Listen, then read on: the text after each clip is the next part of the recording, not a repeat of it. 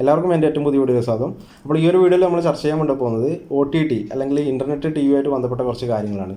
അപ്പോൾ നിങ്ങൾക്കറിയാം, ഈ ഒരു കുറച്ച് വർഷങ്ങളായിട്ട് നമ്മൾ ഇൻ്റർനെറ്റിൻ്റെ ഒരു ലോകത്താണ് നമ്മൾ ജീവിക്കുന്നത്. അതായത് ഇൻ്റർനെറ്റിൻ്റെ ഉപയോഗം ഒരുപാട് കൂടി വരികയാണ്. അപ്പോൾ സാധാരണ മൊബൈൽ ഡാറ്റ ഒക്കെ ഉപയോഗിച്ചിട്ട് നമുക്ക് എല്ലാം ചെയ്യാനുള്ള ഒരു ലിമിറ്റ് ഉണ്ട്. അപ്പോൾ നിങ്ങൾക്കറിയാം, ഇപ്പം കൊറോണയൊക്കെ കാരണം എല്ലാം ഓൺലൈനിലാണ്. ഓൺലൈൻ ക്ലാസ്സുകൾ കാര്യങ്ങളൊക്കെ ഇപ്പോൾ ഓൺലൈനിലായതുകൊണ്ട് സാധാരണ മൊബൈൽ ഡാറ്റ കൊണ്ട് നമുക്കിതൊന്നും ഹാൻഡിൽ ചെയ്യാൻ പറ്റുന്നില്ല.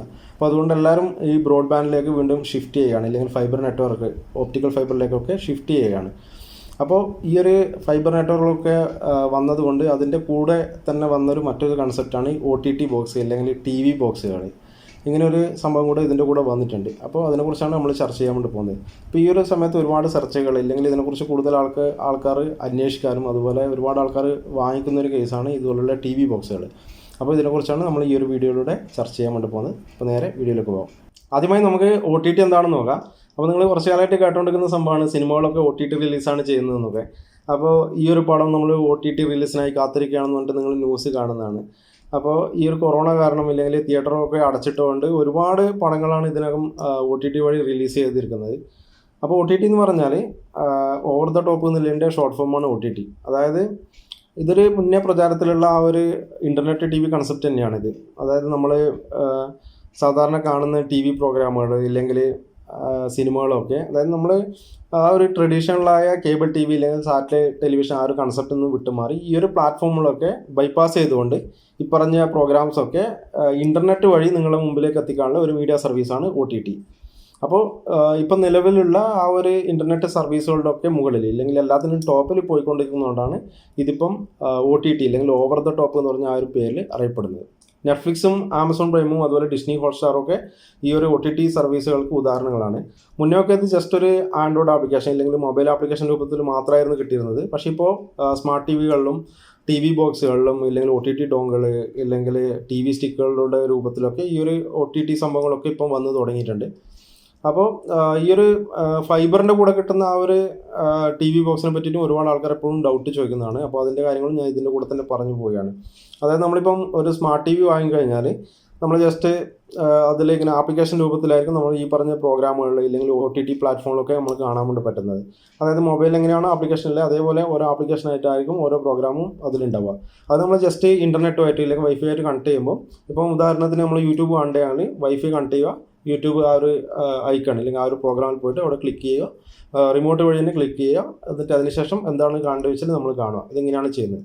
അപ്പോൾ ഇത് സ്മാർട്ട് TVയുടെ കേസിൽ. അപ്പോൾ സ്മാർട്ട് TV അല്ലാത്ത ഒരു കേസ് സാധാരണ ഒരു TV ആണ്, സ്മാർട്ട് അല്ല. അപ്പോൾ അത് സ്മാർട്ട് ആക്കാനുള്ള ചെറിയൊരു കൺസെപ്റ്റാണ് ഈ ഒരു TV ബോക്സ്. അപ്പോൾ ഒരുപാട് കൺഫ്യൂഷൻ ആയിട്ട് സംഭവമൊന്നുമില്ല. സ്മാർട്ട് അല്ലാത്ത TV സ്മാർട്ട് ആക്കാനുള്ള ഒരു ചെറിയൊരു ഡിവൈസാണ് ഈ ഒരു TV ബോക്സ്. ഓക്കെ, അപ്പോൾ ഇതുപോലുള്ള OTT സർവീസുകളൊക്കെ ഉപയോഗിക്കാൻ ഉദ്ദേശിക്കുന്നവർ ഇല്ലെങ്കിൽ വാങ്ങാൻ പോകുന്നവരൊക്കെ അറിഞ്ഞിരിക്കേണ്ട കുറച്ച് കാര്യങ്ങളുണ്ട്. അപ്പോൾ അതിൽ ഏറ്റവും ഇമ്പോർട്ടൻ്റ് ആയത് എന്താണെന്ന് വെച്ചാൽ, നമ്മളിപ്പോൾ ഈ യൂട്യൂബ് പോലുള്ള ആപ്ലിക്കേഷൻസൊക്കെ ഫ്രീ ആണെങ്കിലും നെറ്റ്ഫ്ലിക്സ് ഇല്ലെങ്കിൽ ആമസോൺ പ്രൈം ഡിസ്നി ഹോട്ട്സ്റ്റാറൊക്കെ ഒരു പെയ്ഡ് സർവീസാണ്. അപ്പോൾ അതിൻ്റെയൊക്കെ വേറെ തന്നെ സബ്സ്ക്രിപ്ഷൻ എടുത്താൽ മാത്രമേ നമുക്ക് അതിൻ്റെ പ്രോഗ്രാംസൊക്കെ കാണാൻ വേണ്ടി പറ്റുകയുള്ളൂ. അപ്പോൾ നമ്മൾ വിചാരിക്കും ജസ്റ്റ് ഇൻ്റർനെറ്റ് ഉണ്ടെങ്കിൽ മാത്രം ഈ ഒരു സംഭവങ്ങളൊക്കെ കിട്ടുമെന്ന് വിചാരിക്കരുത്. അതിന് വേറെ തന്നെ സബ്സ്ക്രിപ്ഷൻ എടുക്കണം. അത് മന്ത്ലി ഇല്ലെങ്കിൽ 3 months ഇല്ലെങ്കിൽ 6 months 1 year ഏത് സബ്സ്ക്രിപ്ഷൻ വേണമെങ്കിലും ഉപയോഗിക്കാം. സബ്സ്ക്രിപ്ഷൻ ഉണ്ടെങ്കിൽ മാത്രമേ അതിലെ എല്ലാ ഫീച്ചറും ഇല്ലെങ്കിൽ ഈ പറഞ്ഞ മൂവീസും സാധനങ്ങൾ ഇല്ലെങ്കിൽ പുതുതായിട്ട് റിലീസ് ചെയ്യുന്ന മൂവീസൊക്കെ കാണാൻ വേണ്ടി പറ്റുകയുള്ളൂ.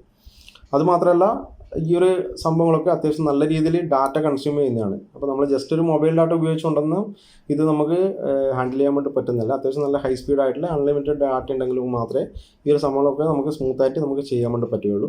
അപ്പോൾ ഈ ഒരു OTT സർവീസുകളൊക്കെ വാങ്ങാൻ ഉദ്ദേശിക്കുന്നവർ അത്യാവശ്യം നല്ല സ്പീഡുള്ള ബ്രോഡ്ബാൻഡ് കണക്ഷൻ ഇല്ലെങ്കിൽ അൺലിമിറ്റഡ് ആയ സംഭവങ്ങൾ അല്ലെങ്കിൽ ഫൈബർ കണക്ഷനൊക്കെ എടുക്കേണ്ടത് അത്യാവശ്യമാണ്. ആ ഒരു കാര്യം നിങ്ങൾ മനസ്സിലാക്കുക.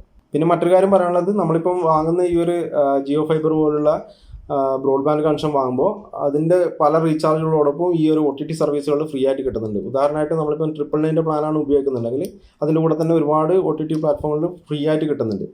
നേരെ മറിച്ച് നമ്മളിപ്പോൾ 399 രൂപേൻ്റെ പ്ലാനാണ് നമ്മൾ ചെയ്യുന്നുണ്ടെങ്കിൽ നമ്മളെ കയ്യിൽ ഏതെങ്കിലും ഒരു OTT പ്ലാറ്റ്ഫോമിൻ്റെ സബ്സ്ക്രിപ്ഷൻ ഉണ്ടെങ്കിൽ നമുക്ക് നേരിട്ട് ലോഗിൻ ചെയ്തുകൊണ്ട് 399 രൂപേൻ്റെ പ്ലാനിൻ്റെ കൂടി നമുക്കിത് ഉപയോഗിക്കാൻ വേണ്ടി പറ്റുന്നതാണ്.